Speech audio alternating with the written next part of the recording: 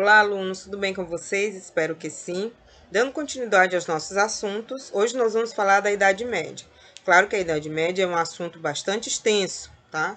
Então, a gente vai começar com a Alta Idade Média e Baixa Idade Média, e numa próxima aula, num próximo vídeo, nós vamos falar exclusivamente da cultura medieval e também da religião, incluindo aí a Igreja Católica, tá? Então, vamos lá. Bem,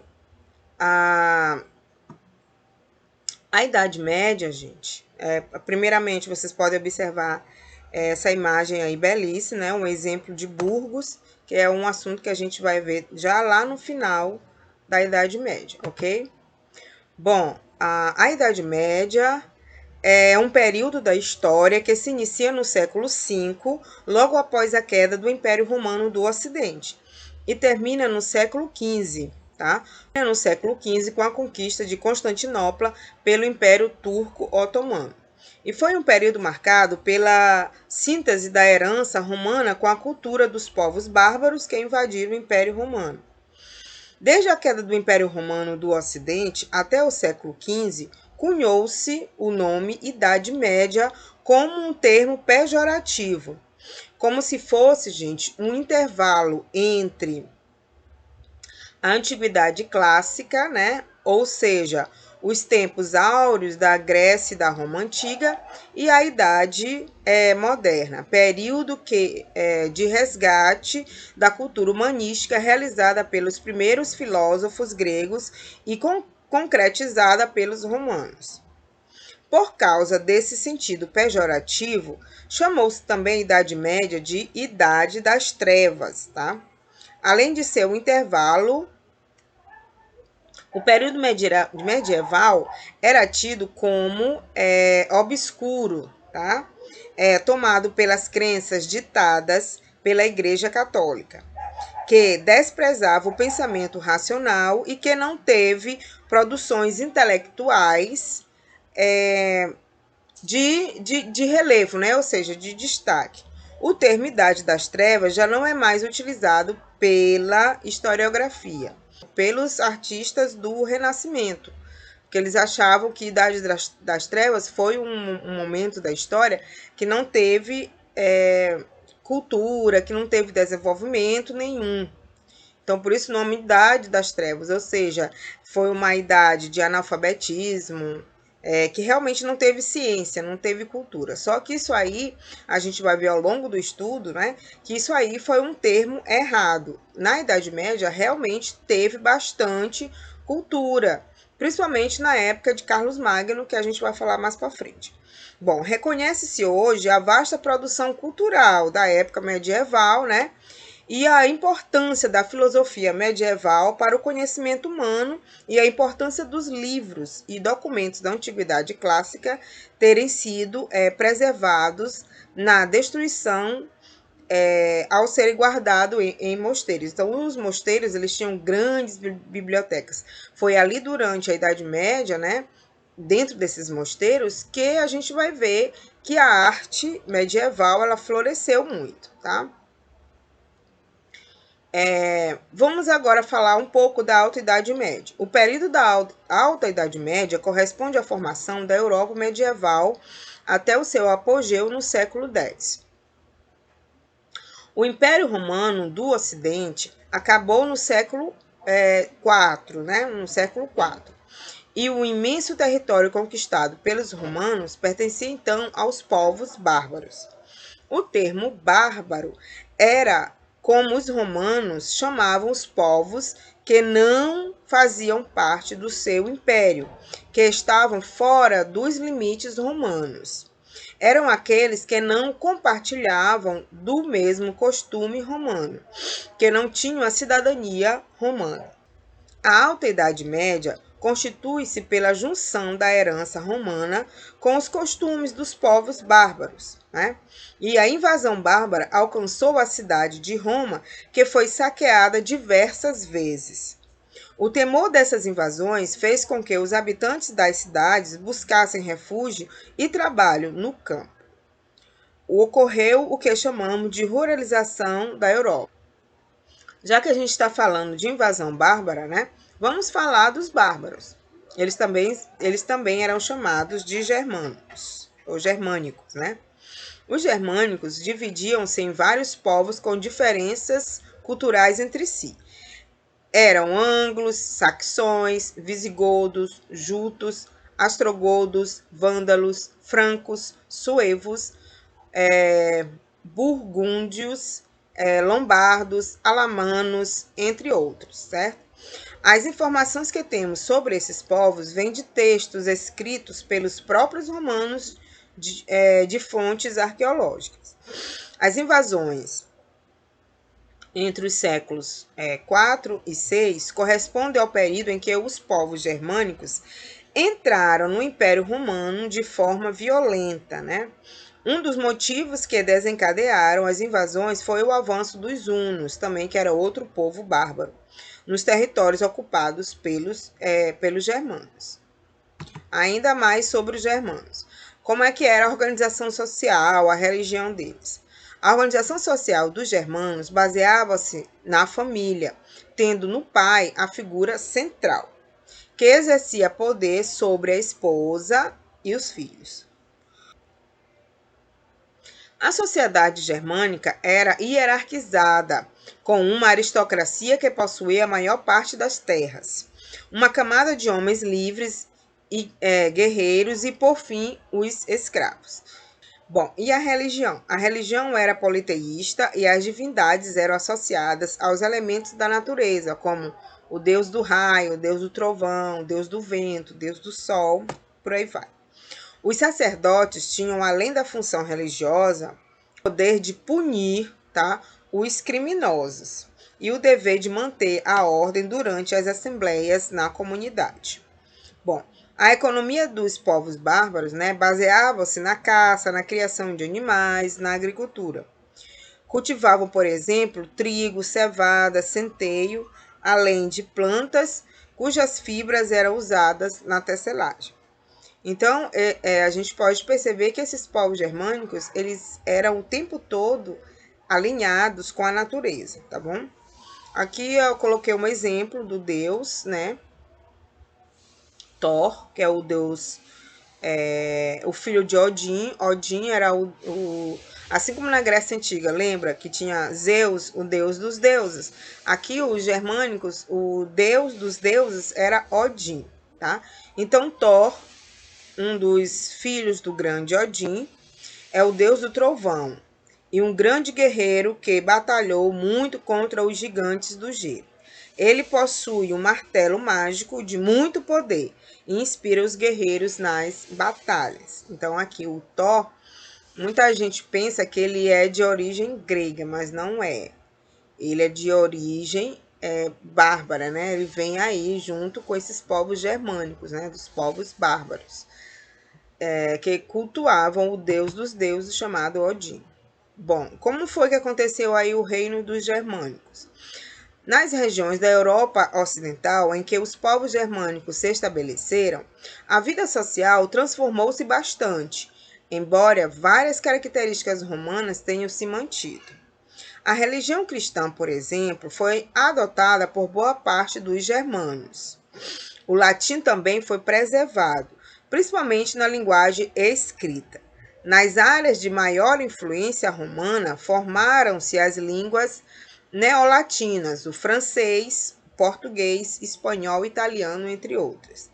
Porém, em outras regiões predominaram as línguas de origem germânica, o inglês, o alemão, o holandês e por aí vai, né?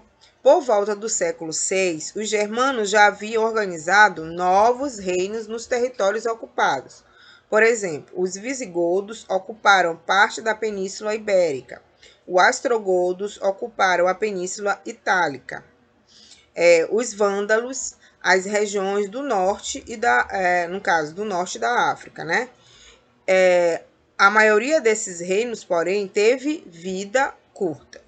Apenas os francos, que deu origem aos franceses, que nós conhecemos hoje, conseguiram consolidar seu poder e expandir seus domínios.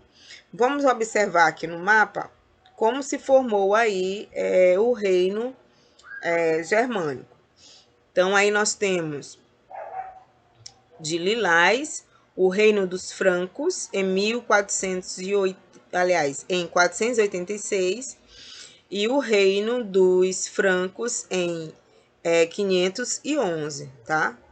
Então, esses povos aí, eles começaram a invadir o Império Romano. Lembram que eu falei para vocês que o Império Romano do Ocidente, ele acaba quando começa essas invasões bárbaras. Então, eles formaram aí vários reinos, tá?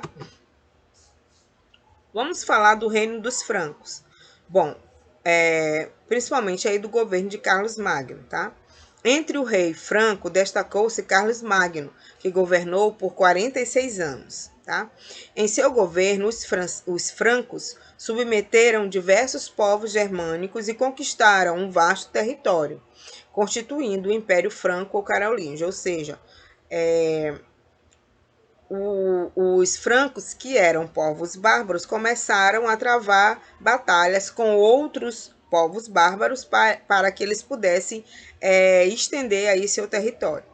Carlos Magno adquiriu considerável poder na Europa, chegando a receber do Papa Leão III o título de imperador do novo Império Romano do Ocidente, em 800. Pretendia-se reviver a antiga unidade do mundo ocidental, sob o comando de um imperador cristão. A Igreja Católica desejava a proteção de um soberano cristão, que possibilitasse a expansão do cristianismo. Então, aí a Igreja Católica vai se aliar ao Carlos Magno, que era um cristão, para que ela pudesse também levar a religião católica aí, e expandir, porque ele estava expandindo territórios, então ela queria expandir o cristianismo. Então, houve aí a junção do reino de Carlos Magno com a Igreja Católica. O Império Carolíngio não tinha uma capital fixa, ele era muito extenso, gente, tá? Sua sede era o lugar onde se encontrava o imperador e sua corte. Para administrar o vasto território, Carlos Magno estabeleceu uma série de normas jurídicas, conhecida como capitulares. Essas normas reuniam os usos e os costumes do Império, tá? Carlos Magno contou com o auxílio de vários funcionários e nobres, como os condes, responsáveis pelos condados, e os marqueses, responsáveis pelas marcas. Então, daí que vem o nome conde, vem de condado. E marqueses vem do nome marcas. E os territórios situados nas fronteiras do império. Muitas vezes, condes e marqueses recebiam essas terras do imperador em beneficium, ou seja, em um sistema em que podiam desfrutar das terras doadas em troca da fidelidade e da prestação de serviços do monarca, entenderam? Então, esses condes e esses marqueses, eles estavam a serviço do monarca, mas eles sempre queriam algo em troca, eles poderiam desfrutar das terras doadas, né? Em troca da fidelidade. Ou seja, olha, você é fiel a, se você for fiel a mim, eu lhe dou tal terra, tá? Então você pode desfrutar daquela terra. E assim era esse acordo entre eles. Olha, esses nobres tinham, por exemplo, a função de convocar e organizar as tropas, cobrar impostos e zelar pela manutenção de estradas e pontes, tá? E assim passaram a exercer um poder local. Eles eram supervisionados pelos missi dominici, os inspetores do rei, ok? Então, eles adquiriram poderes e passaram a ser os inspetores do rei, porque ele estava o tempo todo ali de olho na população e tudo que acontecia eles tinham que comunicar ao rei. Então, aqui tem uma imagem desses missi dominici, ou enviados do Senhor. Eram funcionários encarregados por Carlos Magno de percorrer o império e informar o soberano sobre a administração dos seus domínios. Cabia também a eles impor aos condes e homens livres o juramento de fidelidade ao imperador. Ok? Muito bem. Então, vamos ver aí a expansão territorial, né, de Carlos Magno. Carlos Magno percebeu que o Império Carolíngio estava cercado de ameaças. A sudoeste, os muçulmanos. Ao sul, os lombardos. A nordeste, os saxões. A leste e sudeste, os ávaros e eslavos. Por isso, Carlos Magno, além de garantir o fortalecimento do reino para se proteger, partiu para o ataque. Para garantir o seu sucesso em guerra, Carlos Magno contava com todos os súditos possíveis. Ele chegou, gente, a montar um exército de 50 mil homens, um número muito expressivo na Idade Média. Entre todas as guerras travadas pelos carolíngios no reino de Carlos Magno, a mais significativa foi a vitória sobre os lombardos, um povo germânico que era cristão, mas que constantemente atacava as terras da Igreja Católica. Carlos Magno, em socorro a Roma, atacou os lombardos, derrotando o rei chamado Desidério, e se autoproclamando o rei dos lombardos. Então, quando ele conquistou a Lombardia, né, o povo chamado, no caso, os lombardos, ele anexou ao Império Carolíngio. A disposição de Carlos Magno para reforçar a influência do cristianismo ocorreu em outras demonstrações, como as conversões forçadas, ou seja, as pessoas tinham que se converter ou senão elas iam morrer. Os que se recusavam a se converter eram mortos, viu? Outras lutas travadas e vencidas por Carlos Magno ocorreram contra os bretões, os ávaros e os saxões. Vamos ver aí no mapa o reino. Aqui nós temos o reino de Wessex, né, em Londres.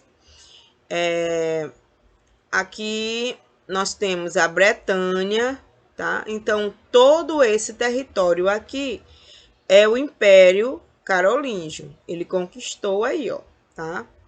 E o que tá de amarelo é estados da igreja. São os estados da igreja, que depois a gente vai falar sobre essa questão aí, tá? Então, esses bretões, os saxões, eles estavam ao norte, tá? Então, ele começou a travar guerras, né, para que ele pudesse anexar aí, esses lugares ao seu território, ao tamanho do Império Carolíngio. Tudo isso aqui que vocês estão vendo, tá bom? Mais adiante. Bom, eu falei para vocês que houve cultura sim, tá? Isso aí a gente vai falar numa aula, né, que eu vou gravar somente para isso, mas houve cultura sim, tanto na pintura, como na escultura, quanto na arquitetura, ok?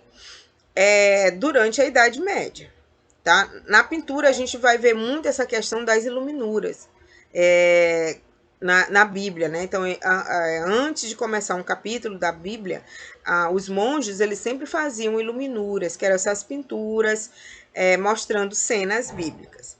Bom, Renascimento Carolíngio. Carlos Magno impulsionou o desenvolvimento cultural do Império.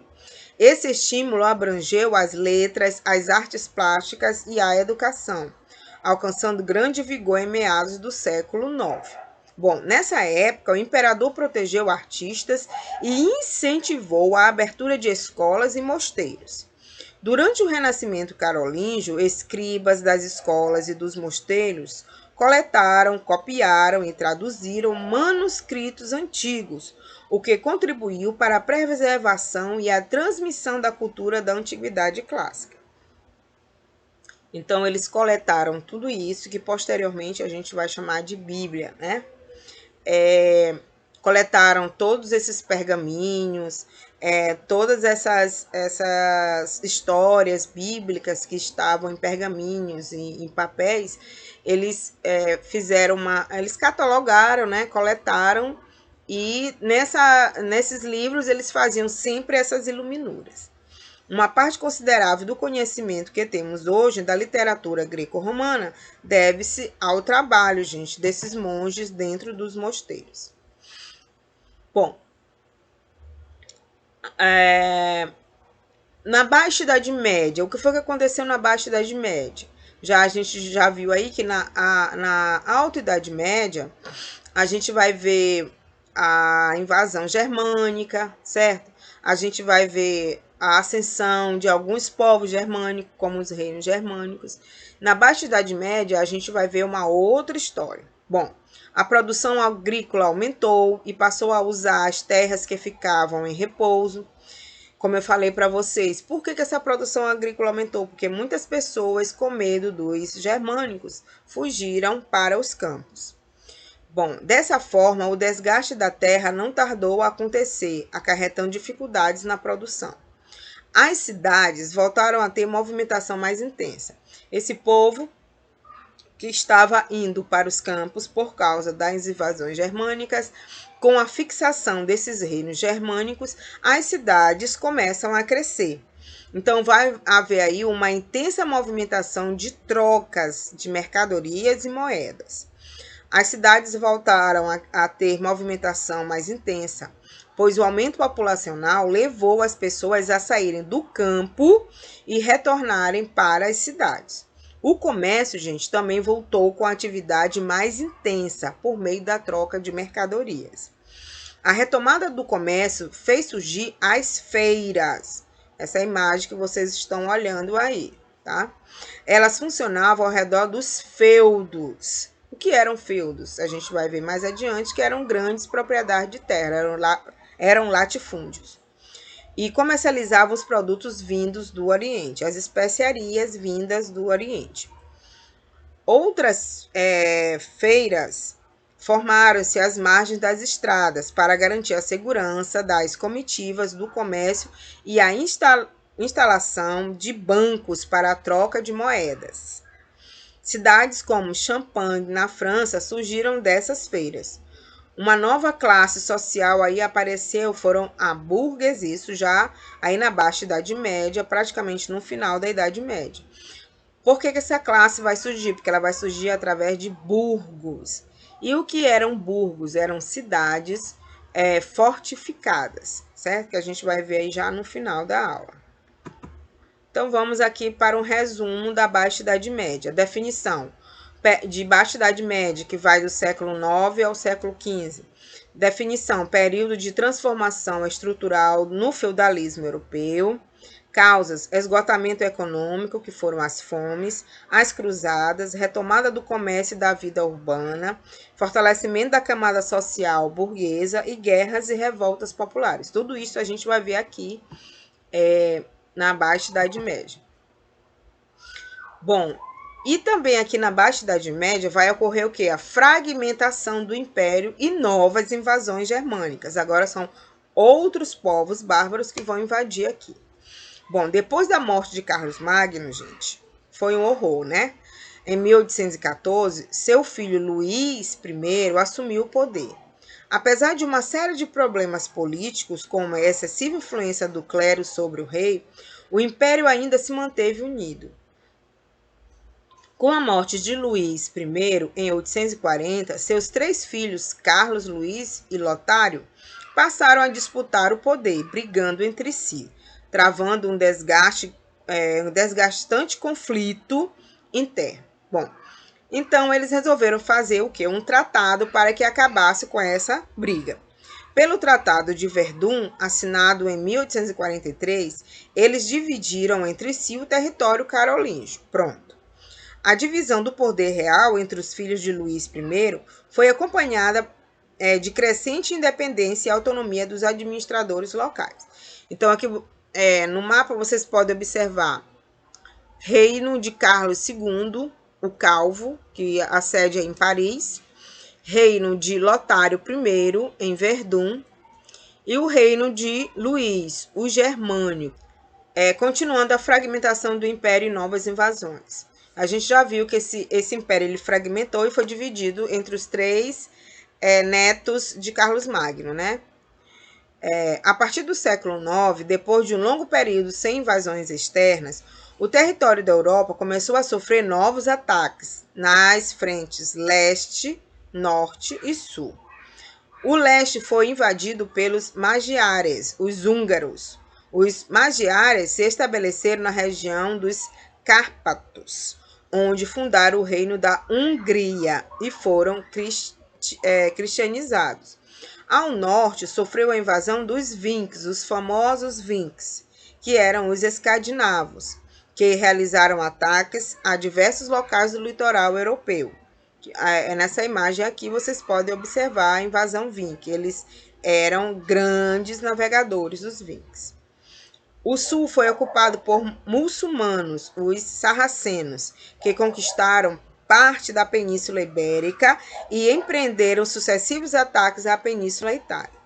A insegurança provocada pelas invasões levou muitos europeus a buscar formas de se proteger, refugiando-se no campo.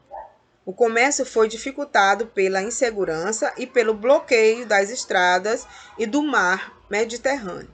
Então, aqui, com a morte de Carlos Magno, houve mais invasões aí.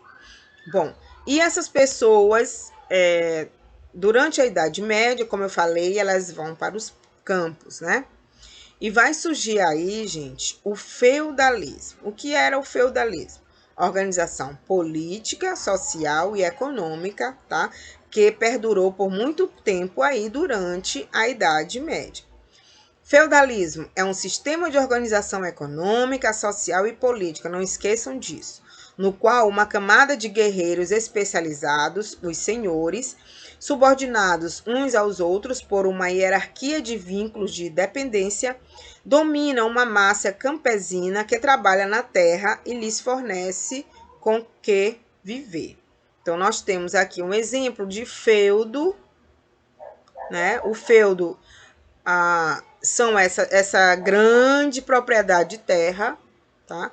Aqui no meio há o castelo, onde fica a nobreza, né? No caso, o rei e os nobres que vivem dentro do castelo. E ao lado estão as aldeias, né? Essas pessoas aqui são os servos, os camponeses, que vão trabalhar nessa terra e vão devolver em forma de impostos ao rei. Não dinheiro, mas o que eles produzem lá no campo. E aqui nós temos, né, plantações, né? As plantações que eles colhiam para poder se sustentar e também sustentar o rei, os nobres. Embora o feudalismo tenha sido um sistema que caracterizou diversas regiões da Europa Ocidental entre os séculos X e XIII, podemos dizer que suas instituições são resultados de um longo processo histórico mesclando elementos romanos e germânicos. Feudalismo, organização política, social e econômica, continuação aqui. Características gerais do feudalismo. O processo de formação do feudalismo não foi o mesmo em que todos os lugares da Europa Ocidental. No entanto, é possível identificar algumas características comuns em várias regiões que correspondem atualmente à França, Alemanha, Inglaterra e parte da Itália. São elas. Primeiro, o enfraquecimento do poder real, ou seja, no caso central, né? E o fortalecimento dos poderes dos senhores locais ou regionais. Aqui no feudalismo não vai ser igual ao absolutismo. O rei não vai ter todo o poder em suas mãos. Esse poder ele é descentralizado do rei, ok? A existência de vínculos pessoais de obediência e proteção entre os mais poderosos e os mais fracos. Aqui, como vocês podem observar aqui na imagem, tá? O rei ele vai ser próximo do seu subordinado, do seu militar. Então, eles vão ter o que aí? Para que eles possam se subordinar ao rei e o rei ajudá-los. Eles vão ter algumas trocas aí. Bom, o declínio das atividades comerciais urbanas e o fortalecimento da vida rural. No feudalismo, a gente vai ver que a vida comercial urbana ela vai ficar um pouco mais aí sem atividade. O que vai crescer é a vida rural. E o uso generalizado do trabalho servil no campo. Aqui os servos e os camponeses, eles vão trabalhar para o rei, como eu falei. Eles são escravos?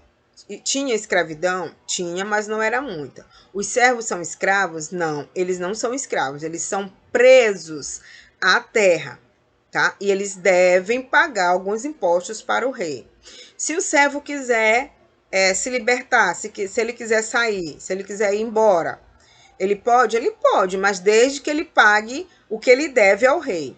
Então, quando esses servos eles não conseguiam devolver esse dinheiro por estar usando a terra que pertencia ao rei, não é? Eles fugiam. Às vezes eram capturados e mortos, tá? E como era esse sistema aqui, ó? O senhorio medieval tinha o manso senhoral, os produtos dessas terras pertenciam exclusivamente ao senhor feudal. Nelas trabalhavam servos e outros camponeses. Ali se produzia tudo de que o senhor necessitava para manter sua família e outros dependentes. Ok? Manso comum, os produtos retirados. Tá aqui, esse aqui é o manso senhorial. Manso comum, os produtos retirados dessas terras eram de uso tanto dos servos quanto dos senhores. As terras comunais eram constituídas por, de pastos para criar animais e de florestas e terrenos baldios, onde os camponeses colhiam frutos e raízes, extraíam a madeira e o mel. A caça nas florestas era exclusiva dos senhores. Os camponeses, os servos, eles não caçavam. No senhorio, em geral, também havia celeiros para armazenar a colheita, um moinho para triturar os grãos e fornos para assar os pães. E aqui, o manso servil, bem aqui, ó, o manso servil, terras destinadas aos servos. Nelas, os servos produziam o que era necessário para a sua sobrevivência, devendo, em troca, cumprir uma série de obrigações para com o seu senhor. Então, como era tudo dividido, né? Aí durante a Idade Média. Então, esse servo ele tinha obrigações, tá? A cumprir. Muito bem. Como era dividida aí a sociedade feudal? Senhor feudal, clero, nobres, que também eram os guerreiros e servos. Quando a gente fala nobres e guerreiros, aí a gente fala também dos militares. A sociedade feudal era comumente dividida em 3 ordens ou grupos: nobres, clero e servos. A nobreza representava a ordem dos detentores da terra, que se dedicavam basicamente a atividades militares. Em tempo de paz, as atividades favoritas da nobreza eram a caça e os torneios esportivos, que serviam de treino para a guerra. O clero representava a ordem dos membros da igreja, tá? Destacando-se os dirigentes superiores, como os bispos, abades e cardeais. Os dirigentes da igreja administravam suas propriedades e tinham grande influência tinham grande influência política e ideológica, isto é, na formação das mentalidades e das opiniões sobre toda a sociedade. Toda a mentalidade do homem medieval tinha que passar pela igreja. Então, a igreja católica mandava em tudo. A gente vai fazer um vídeo somente da igreja católica, tá? E os trabalhadores compunham uma ordem heterogênea. Esse grupo era composto basicamente, gente, da população camponesa que realizava os trabalhos necessários à subsistência da sociedade. A maior parte dos camponeses trabalhava na condição de servo, o que implicava uma série de restrições à liberdade. Os servos recebiam do senhor lotes, feudos, né, de terra para o cultivo, do qual retiravam sua subsistência.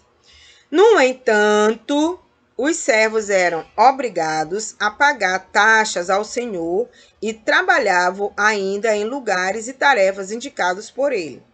Em contrapartida, tinham a posse vitalícia e hereditária de seus mansos e a proteção militar proporcionada pelo senhor. Então, aqui numa pirâmide social, nós temos lá em cima o clero, a nobreza e a maior parte da sociedade são de servos. Então, resumindo, a sociedade na Alta Idade Média, ela era estamental, ou seja, a mobilidade era restrita ou quase não tinha mobilidade aí. As pessoas, elas nasciam nobres, elas iam morrer nobres. Se elas nasciam servas, elas iam morrer servas. E também na parte do clero, ali, já no começo aí da Idade Média, o clérigo, eles possuíam filhos, mas depois isso foi proibido por causa do celibato. Bom, o critério de divisão na sociedade medieval, direito do nascimento.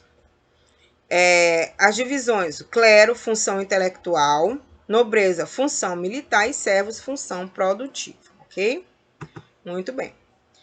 Bom, como era que era a economia feudal? Na sociedade feudal, gente, predominava a produção agrícola, tá? E a pecuária. Ou seja, o plantio e a criação de animais, né? Que tinha como principal unidade produtora o senhorio, que era a extensão de terra pertencente a um senhor feudal. E como forma de trabalho, no caso aí, a gente sabe que foi a servidão. Tá aqui uma imagem para vocês olharem como era que eles trabalhavam na época, né? O tamanho médio de um senhorio variava dependendo da região, entre 200 e 250 hectares. Um extenso, né, feudo, um grande latifúndio. Cada um tinha uma produção variada de cereais, carne, leite, manteiga, farinha, vinho, roupas, utensílios domésticos, tá? Alguns produtos, como o sal e os materiais utilizados na confecção de armas e instrumentos, vinham de fora, porque ali eles não estavam no litoral, eles estavam no campo, né, para produzir ali o sal. Bom, resumindo aí, a economia na Alta Idade Média, século V ao século X. Principal atividade: agricultura de subsistência, comércio, atividade secundária. Uso de moeda restrito, ausência de um poder político garantidor do valor. Como era o feudalismo, então não tinha muita circulação de moedas. A gente vai ver essa circulação de moeda lá no final do feudalismo, ok? Feudo. O que era o feudo? Unidade produtiva de de grande porte, voltada para a autossuficiência. Trabalho, relação de servidão. Então, proteção e uso da terra. O senhor feudal, ele tinha servos, tá? Esse servo, ele pertencia ao senhor feudal, como a gente vê aqui no esquema. E esse servo, ele é preso à terra pelo pagamento de obrigações, ok? Que obrigações eram essas? A corveia, talha, banalidades, mão morta e tostão de Pedro.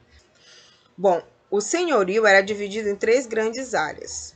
Primeiro, aí no senhorio, como eu já mostrei o esquema para vocês. Campos abertos, que eram as terras comunais, bosques e pastos de uso comum, em que os servos podiam recolher madeira, coletar frutos silvestres e soltar os animais, mas não podiam caçar determinados animais, como o cervo e o javali, o que era um direito exclusivo do senhor feudal. Reservas senhorais, terras exclusivas do senhor feudal, cultivadas alguns dias por semana pelos servos para cumprir a obrigação devida ao senhor, que era a corveia, tá? Tudo que era produzido nessas reservas pertencia ao senhor. Mansos servis, terras utilizadas pelos servos, dividida em lotes, as tenências, das quais eles retiravam o próprio sustento e recursos para cumprir as obrigações devidas aos senhores. Então, aqui nós temos uma imagem, tá, de como esses camponeses trabalhavam e como era dividida essas terras, tá bom? Bom, vassalos, aliás, suzeranos e vassalos, eles existiam aí também já na Baixa Idade Média, tá? E dentro do feudalismo, certo? Durante o feudalismo, o poder político foi controlado, sobretudo, pelos senhores feudais, como eu já havia falado, detentores das terras, dos feudos, no caso. Os senhores feudais governavam seus domínios exercendo autoridade administrativa, judicial e militar. De modo geral, intitulava-se senhor ou suzerano, tá? O nobre que concedia feudos a outro nobre. Ele dava feudos, ou seja, ele dava terras a outros nobres. É denominado vassalo, ok? Em troca, o vassalo devia fidelidade e prestação de serviços, principalmente militares, ao seu senhor. Então, aqui nós temos um exemplo disso aqui, ó. tá?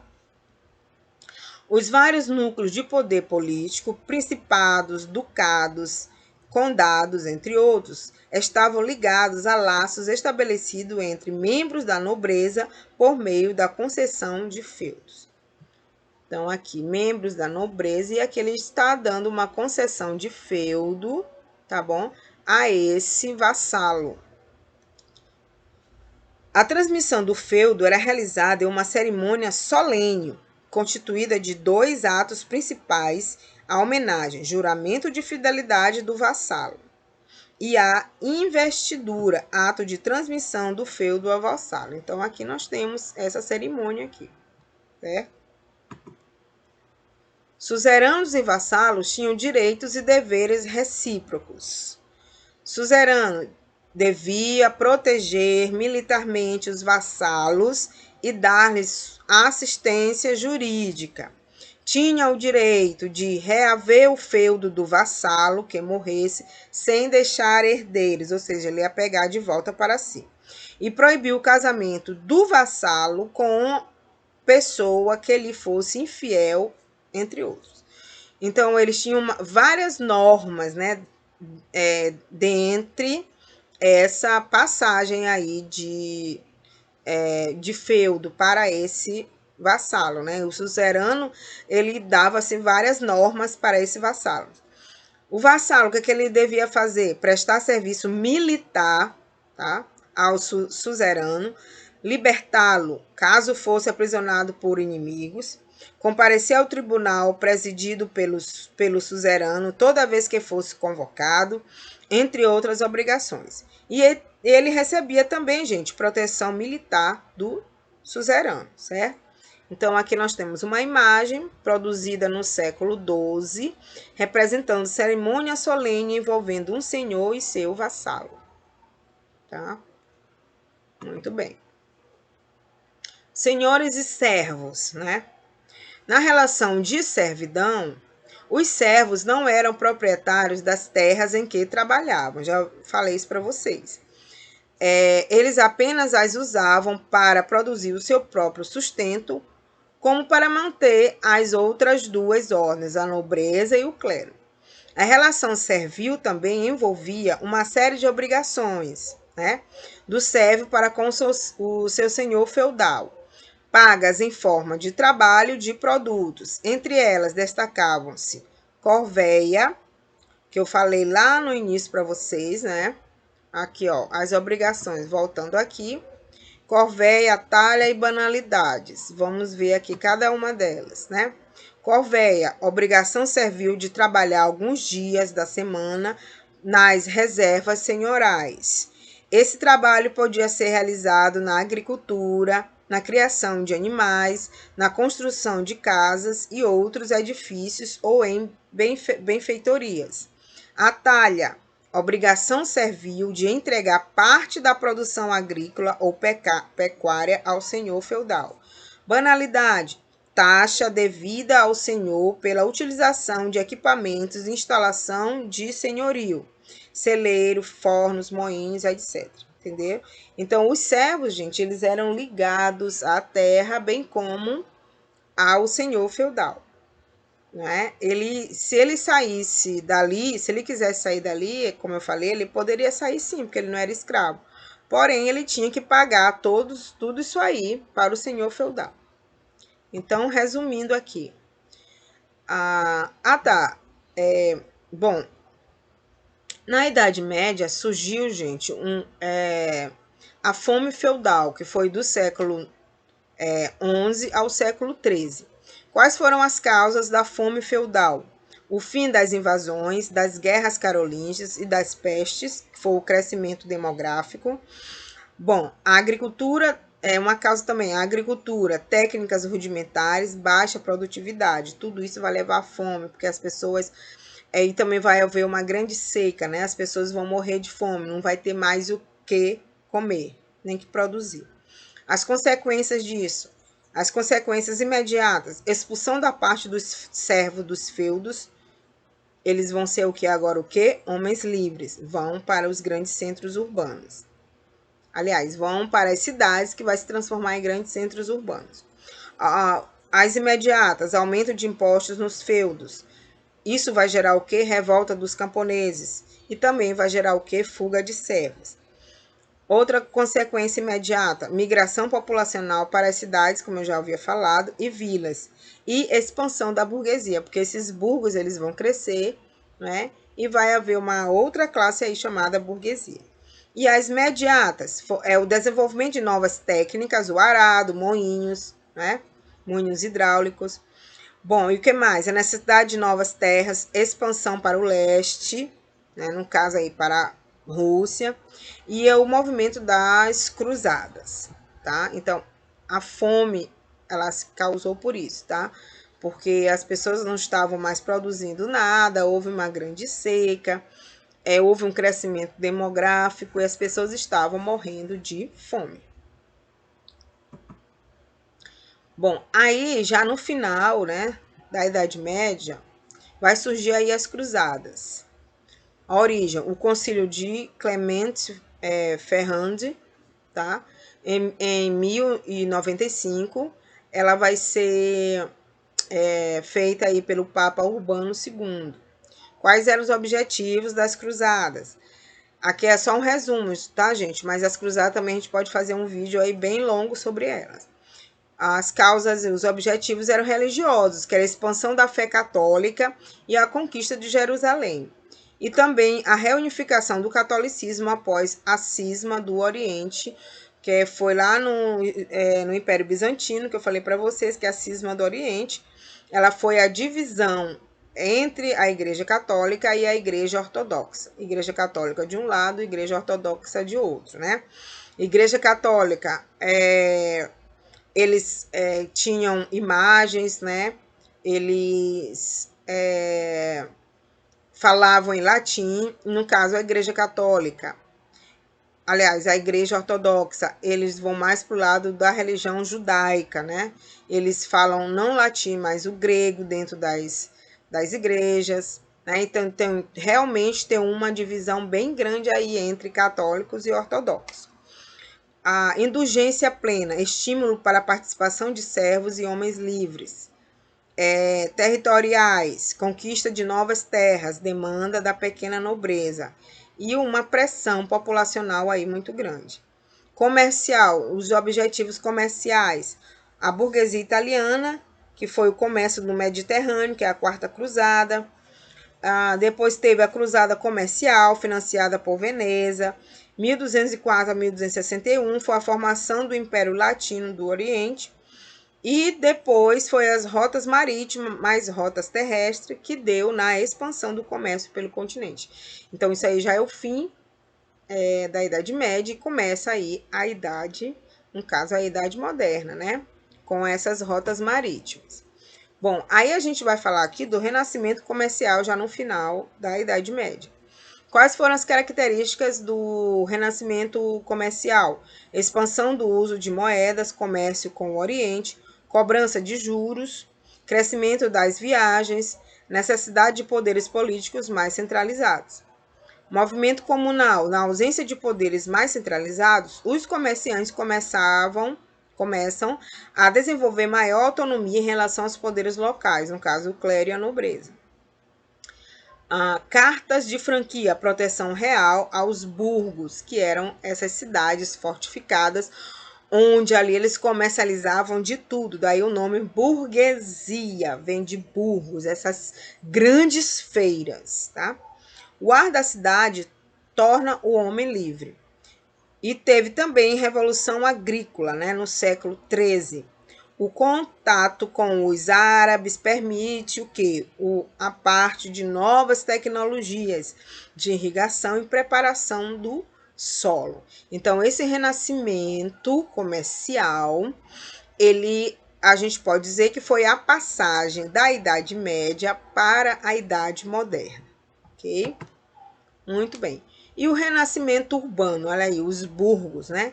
Características do renascimento urbano: crescimento das cidades, migração da produção agrícola para a comercial, ou seja, é a queda do feudalismo, gente. O aparecimento do renascimento urbano dessas cidades é a queda do feudalismo. Acaba o feudalismo e começa esses burgos, né? Então, o que é que marca a passagem da Idade Média para a Idade Moderna? A queda do feudalismo e essa intensa urbanização aí das cidades. Crescimento das cidades, fixação das feiras nos burgos, formação de novas cidades, formação das associações de artesãos e comerciantes, tá? E corporações de ofício, ligas e ranças, né, que era o monopólio. Então, aqui nós temos um exemplo desse burgo, tá? Aqui nós temos um burgo, como era na época, olha aí, ó. Aqui dentro eram as cidades, né, que aqui as pessoas comercializavam muitas coisas. E aqui vai surgir uma nova camada rica, chamada burguesia, que vai ascender aí ao poder que nós temos hoje. Conhecemos como capitalismo, que hoje nós conhecemos como liberalismo. Vai surgir aí desses burgueses, tá? Belíssimo, né? Aqui nós temos, ó, como se fosse na Idade Média aqui os feudos. Aqui eram as vilas, né? Aí essas cidades aqui, elas vão crescer por causa do comércio. Muito bem. Já finalizando aqui a Idade Média, a grande crise do século XIV, né? Causas: grande fome, Guerra dos 100 Anos, né? Enfraquecimento da nobreza, que vai gerar as revoltas camponesas, o fortalecimento dos exércitos reais como forma de proteger a nobreza, e vai surgir aí também a peste negra. Ela vai se originar nas cidades italianas. E qual é a consequência disso? O surto de pânico religioso e a fuga das cidades. Isso vai levar ao fim da Idade Média. As pessoas vão sair desses grandes aglomerados, desses grandes centros urbanos, tá? E o fim da Idade Média? O fim da Idade Média tem relação com o renascimento urbano e comercial com a Europa, aliás, que a Europa experimentou a partir do século XI, né? Novas técnicas agrícolas permitiram o aumento da produção de víveres, gerando um excedente que pôde ser comercializado. O aumento da produção de alimentos garantiu um aumento populacional, mas também o comércio e, consequentemente, a circulação de moedas. Aqui nós temos uma pintura do Peter Bruegel, um pintor que pintava cenas, né, medievais, embora ele não seja um pintor medieval, ele já é do Renascimento, mas ele pintava cenas medievais. Então, com o aumento populacional, o número de pessoas mudando-se para as cidades aumentou a quantidade de comerciantes ao redor delas também. O século XIII intensifica esse processo de êxodo rural, ou seja, a saída do campo para a cidade, pois as produções agrícolas ruins fizeram com que muitos buscassem sobreviver nas cidades. Só que aí a gente vai ver a questão aí das consequências essa grande multidão nas cidades, né? O século XIV é quando os historiadores estipulam a fronteira final da Idade Média. Trata-se de um século de crise, caracterizado por guerras que causaram destruição e geraram mais fome, e isso resultou na peste. O século XIV é marcado pela famosa peste negra, surto de peste bubônica responsável pela morte de 1/3 da população europeia ao longo desse período. A fome gerou grandes revoltas de camponeses, sobretudo a partir do século XIII, e o crescimento urbano colocou fim no isolamento feudal, ou seja, o fim do feudalismo, certo? Revoltas também aconteceram nas grandes cidades, principalmente pela falta de empregos. Novas estruturas de poder começaram a surgir, a organização política dos reinos modificou-se e assim surgiram os estados nacionais. O enfraquecimento do feudalismo e o fortalecimento do comércio resultaram no mercantilismo, né? O capitalismo comercial aí.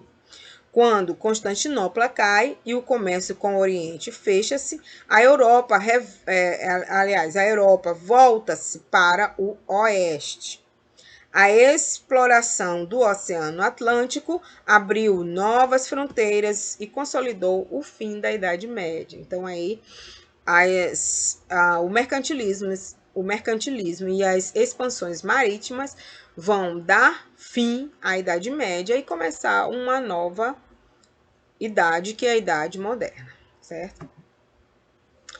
Bom, e aí o que acontece? Com essas fomes e essas guerras, aí no final da Idade Média vai surgir as revoltas populares. A gente não pode esquecer disso, né? Isso aí no século XIV. Causa dessas revoltas populares: a crise do século XIV, a fome, guerra, peste e impostos. Revoltas camponesas, Jacqueries, na França, Walt Stalin e John Ball, na Inglaterra, e revoltas urbanas, jornaleiros em Flandres, e também a revolta dos artesãos em Florença, tá, gente? Bom, então espero que vocês tenham entendido alguma coisa, tá? Sobre a Idade Média, tá? E até a próxima aula, que é da Igreja Católica. Tchau.